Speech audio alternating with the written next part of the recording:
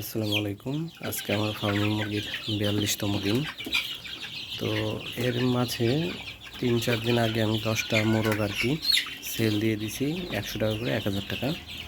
আর আজকে আমি আর কি আরও 10টা মোরগ সেল দিয়ে দিচ্ছি। 42তম দিনের বয়স, এই যে দেখতে পাচ্ছেন।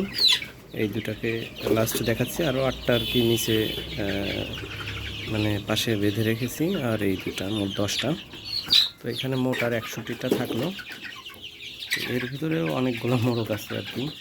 মানে আমি আশা করছি যে 50-50 হওয়ার চান্স আছে, মানে 40টা মুরগি পাবো, হয়তো বা 40টা মোরগ। তো এখন এর ভিতরে তাও এখনও 15টার উপরে আছে। তো এইগুলা থেকেও আমি আর কি কালেক্ট করে আরও 5-7টা বিক্রি করে দিব। তো সর্বশেষ আমি যে কয়টা রাখবো, মানে 8টাতে একটা মোরগ রাখবো। তো এই হচ্ছে অবস্থা। এদেরকে আর কি এইভাবে আর কি আমি ছাঁটাই করতেছি, কারণ আমার এখন আর মোরগ খাওয়ায় কোনো লাভ নেই, আর বরং লস। বরং আমি আর কি 20টা মুরগি মানে মোরগ বিক্রি করে আমার যে বাচ্চা কিনছি 18 টাকা পিস, সেইটার দাম প্রায় উঠে আসছে। তো আমার আর কি এখন মানে মোটামুটি একটা মানে হালকা হয়েছে, যাতে মোরগগুলোকে খাওয়ায় আসলেই কোনো লাভ নেই। কারণ 40 দিন যে মোরগগুলোকে খাওয়াইছি, আমার এটাতে কোনো বেনিফিট নেই।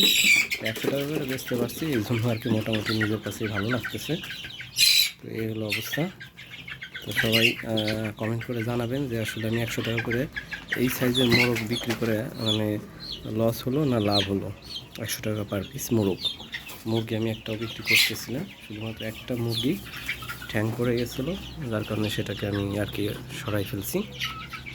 তো সবাই কমেন্ট করে জানাবেন।